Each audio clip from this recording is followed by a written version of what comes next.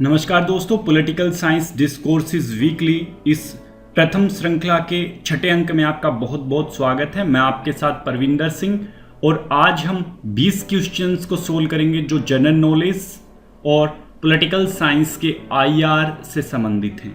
दोस्तों, ये हमारी ईमेल आईडी है। आप हमें हमारी ईमेल आईडी और फ़ोन नंबर के थ्रू कॉन्टैक्ट कर सकते हैं। इस वीडियो का पीडीएफ लिंक मैंने डिस्क्रिप्शन लिंक में दिया हुआ है, आप वहां से डाउनलोड कर सकते हैं। चलिए दोस्तों, शुरू करते हैं। हमारा पहला क्वेश्चन है, लोकसभा के अध्यक्ष को शपथ कौन दिलाते हैं? तो उपर्युक्त में से कोई भी लोकसभा के अध्यक्ष को शपथ नहीं दिलाते, क्योंकि लोकसभा का अध्यक्ष और उपाध्यक्ष सिर्फ संसद सदस्य होने की शपथ लेते हैं, न कि अध्यक्ष होने की। तो इस तरीके से लोकसभा के अध्यक्ष को शपथ कोई भी नहीं दिलाता। वो सिर्फ और सिर्फ अध्यक्ष होने की शपथ नहीं लेते, बल्कि एमपी बनने की शपथ लेते हैं। तो इस तरीके से ये हमारा पहला क्वेश्चन, ये काफी ट्रेंडिंग क्वेश्चन है, आप इसको याद रख सकते हैं। सही मिलान करें। लोकसभा और उसके अध्यक्ष हमें दिए गए हैं। हमें लोकसभा और उसके अध्यक्षों का मिलान करना है। पहली लोकसभा के जीवी मावलंकर, वासुदेव मावलंकर जो हैं वो अध्यक्ष थे। 7वीं लोकसभा थी, उसके अध्यक्ष बलराम जाखड़।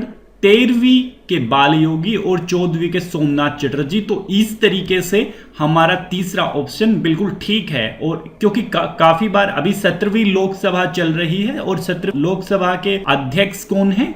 17वीं लोकसभा के अध्यक्ष हैं ओम बिरला। और ये 17वीं लोकसभा के अध्यक्ष हैं और इनकी सैलरी, जो एमपी होते हैं, इनकी सैलरी 1,25,877 रुपए करंट में रही है। और आप इस तरीके से इस क्वेश्चन को याद रख सकते हैं। हमारा अगला क्वेश्चन है, प्रोटेम स्पीकर को शपथ कौन दिलाते हैं? काफी इंपोर्टेंट क्वेश्चन है दोस्तों अपने लिए। पॉलिटिकल साइंस और जो कॉम्पिटिटिव एग्जाम की तैयारी कर रहे हैं स्टूडेंट्स, उनके लिए बहुत इंपोर्टेंट क्वेश्चंस ये बन जाते हैं।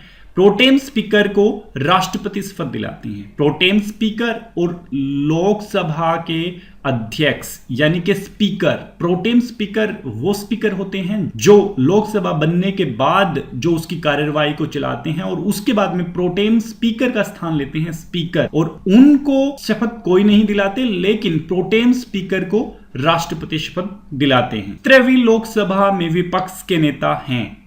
इनमें से कोई भी जो हैं वो 17वीं लोकसभा के विपक्ष के नेता नहीं हैं, क्योंकि 10% सदस्य किसी भी दल के पास होने चाहिए जो 17वीं लोकसभा में नहीं थे। तो इस तरीके से इसका ये आंसर बिल्कुल ठीक है। दोस्तों, कुछ जलवायु परिवर्तन हुए हैं जिनको हम कोप कॉन्फ्रेंस ऑफ पार्टीज के माध्यम से संबंधित करते हैं। हमें बताने हैं कि इनकी संधियां और इनके स्थान कौन कौन से हैं। तो कोप 21 पेरिस से संबंधित है, कोप 22 मोरक्को से संबंधित है, कोप 23 बोन से संबंधित है और कोप 24 पोलैंड से संबंधित है। पेरिस के अंदर वैश्विक तापमान को 1.5 डिग्री सेल्सियस तक सीमित रखना इसका उद्देश्य था। बोन जो है जर्मनी के शहर है, तो इस तरीके से हम इसको याद रख सकते हैं।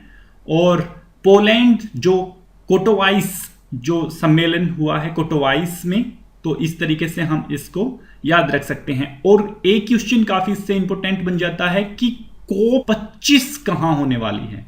तो कोप 25 प्रस्तावित है चिली के अंदर। चिली के अंदर कोप 25 प्रस्तावित है, हालांकि यह ब्राजील में होनी थी। तो इस क्वेश्चन से हम इतना याद रख सकते हैं और काफी इंपॉर्टेंट क्वेश्चन है, और ये आपको आगे आने वाले किसी न किसी एग्जाम में जरूर मिलेगा। हमारा अगला क्वेश्चन है, निम्न में से मार्क्सवाद की विशेषताएं हैं। आपने मार्क्सवाद काफी पढ़ा होगा और मार्क्स के ऊपर काफी क्रिटिसिज्म भी हुआ है, आपने उसको भी पढ़ा हुआ, लेकिन हमें यहाँ इसकी विशेषताएं बतानी है। तो आपको पता है अंतरराष्ट्रीय राजनीति के अंदर आर्थिक कारकों को मार्क्सवाद काफी इंपोर्टेंट मानता है। तो इस तरीके से हम ये कह सकते हैं कि ये आर्थिक कारकों के ऊपर आधारित होता है।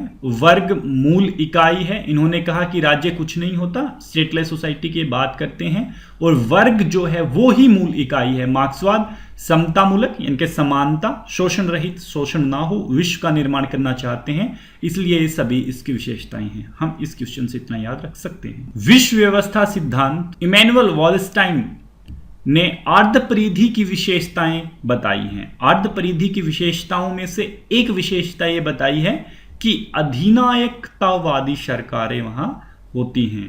तो अधिनायकतावादी सरकार अर्ध परिधि, जिसको सेमी पेरिफेरी के नाम से संबोधित किया है।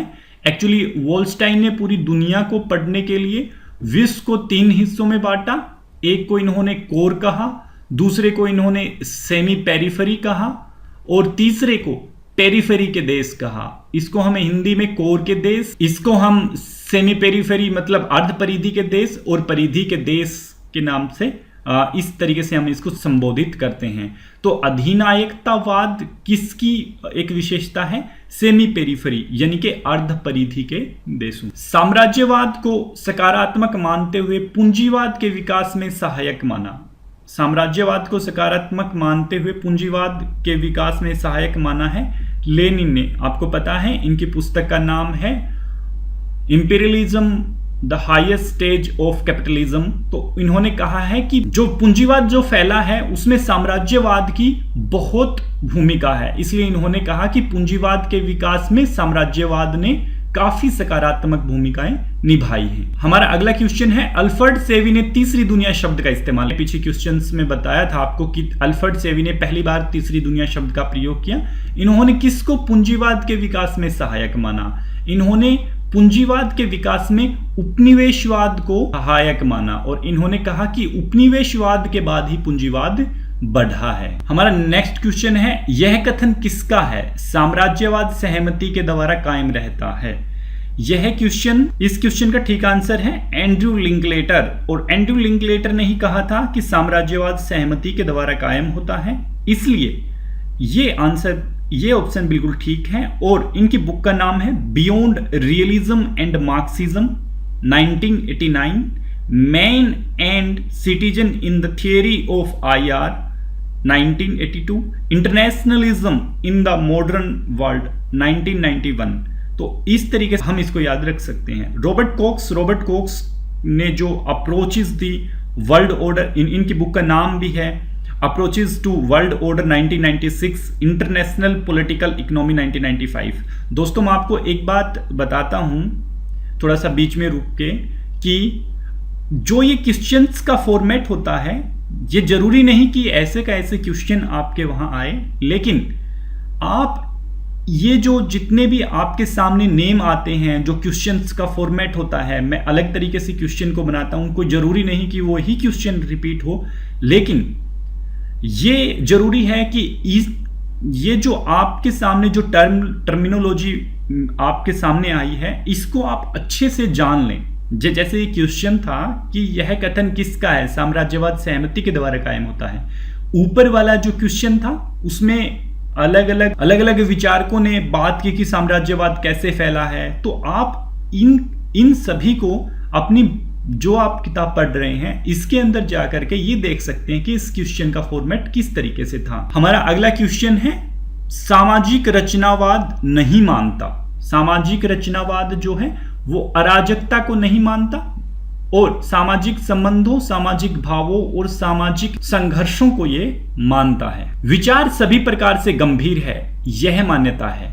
ये कहते हैं कि विचार जो हैं वो सबसे ज्यादा इंपॉर्टेंट होते हैं और यही गंभीरता पैदा करते हैं। ये हैं अलेक्जेंडर वेंड, और अलेक्जेंडर वेंड ने कहा था कि विचार सभी प्रकार से गंभीर। हमारा नेक्स्ट क्वेश्चन है, रचनावाद अंतरराष्ट्रीय संबंधों का कैसा सिद्धांत है? तो यह सामाजिक सिद्धांत है। रचनावाद अंतरराष्ट्रीय संबंधों का सामाजिक सिद्धांत है। जैसा कि रचनावादी खुद कहते हैं, रचनावाद एक सिद्धांत नहीं है बल्कि यह है, क्या है? यह एक विश्लेषणात्मक ढांचा है जो दुनिया के जो सामाजिक संबंध हैं, सामाजिक संबंधों के ऊपर, सामाजिक रचना के ऊपर वो विश्लेषणात्मक ढांचा प्रस्तुत करते हैं, विश्लेषणात्मक अध्ययन प्रस्तुत करते हैं। तो इस क्वेश्चन से हम अपना याद रख सकते हैं। रचनावाद चुनौती देता है, रचनावाद चुनौती देता है। रचनावाद ऊपर लिखित तीनों विचारधाराओं को, उदारवाद, मार्क्सवाद, तर्कवाद, सभी को चुनौती देता है। पोस्ट मॉडर्न शब्द का इस्तेमाल 1920 में किया गया।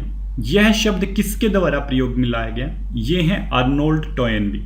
अर्नोल्ड टोयनबी ने 1970 के पश्चात प्रचलित होने वाली अतार्किक चिंतन की लोकप्रियता और उदार व्यक्तिवाद के पतन का इतिहास लिखते हुए 1920 में पोस्ट मॉडर्निज्म शब्द का इस्तेमाल किया और इनकी बुक का नाम है ए स्टडी ऑफ हिस्ट्री 1934। मुझे बड़ी उम्मीद है कि आप पेन कॉपी लेकर के बैठे होंगे, क्योंकि काफ़ी इंपॉर्टेंट फैक्ट्स होते हैं, वो आप वीडियो को पॉज कर करके लिख सकते हैं। तो इसलिए अर्नोल्ड टोयनबी की बुक का नाम मैंने बताया ए स्टडी ऑफ हिस्ट्री 1934। हमारा नेक्स्ट क्वेश्चन है, 9 मई 1968 को आधुनिक युग के इतिहास में एक बड़ी घटना घटी, जिसमें युवकों की आज़ादी, मेलजोल की आज़ादी एक सैद्धांतिक नारे के साथ विद्रोह किया गया। यह घटना घटी पेरिस के अंदर एक आधुनिक युग के इतिहास में सबसे बड़ी घटना थी। युवकों ने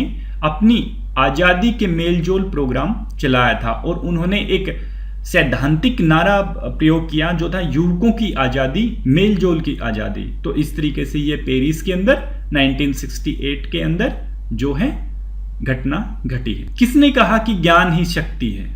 और इन्होंने ज्ञान और शक्ति की पारंपरिक अंतःक्रिया पर सैद्धांतिक बहस शुरू कर दी। यह है Michael Foucault. French philosophy, madness and civilization 1961, theories of things 1966, history of sexuality 1976 और इनकी फेमस बुक का नाम है डिसिप्लिन एंड पुनिश। उसके अंदर इन्होंने कहा भाषा एक अत्याचार है, यानी कि भाषा जो है वो अत्याचार है।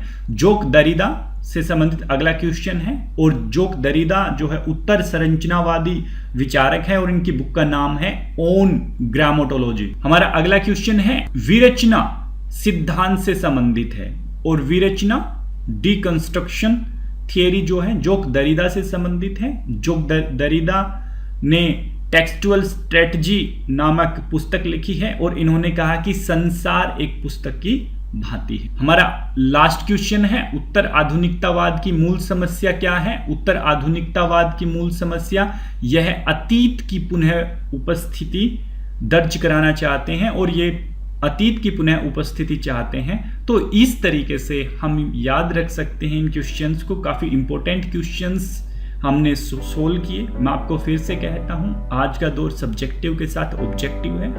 आपको ऑब्जेक्टिविटी को देखते हुए, इस ऑब्जेक्टिविटी को देखते हुए, इजी टू मॉडरेट क्वेश्चंस को देखते हुए और आधुनिक शैली के अंदर जो क्वेश्चंस बन रहे हैं उनको देखते हुए आपको अपनी क्वेश्चंस बनाने चाहिए। और मैं फिर से दोहराता हूं आपको कि आप पढ़िए, जरूर पढ़िए और आप अपनी क्वेश्चंस को जरूर बनाइए। अगर आपको किसी तरीके का इंपॉर्टेंट क्वेश्चन लगता है और वो आपको लगता है कि इस वीडियो के अंदर शामिल किया जाए, आप मुझे मेरी ईमेल आईडी के ऊपर मेल जरूर सेंड करें। Thank you. तो दोस्तों, हमारे चैनल को जरूर सब्सक्राइब करें ताकि आपको नोटिफिकेशन जल्दी से जल्दी मिल जाए। ये हमारा YouTube चैनल है पॉलिटिकल साइंस डिस्कोर्सेस। ये हमारी ईमेल आईडी है, ये हमारा फोन नंबर और व्हाट्सएप नंबर है। अगर आपको व्हाट्सएप का लिंक चाहिए तो ये हमारा व्हाट्सएप लिंक है, आप हमें इसके थ्रू कांटेक्ट कर सकते हैं। आप खुश रहें, आबाद रहें।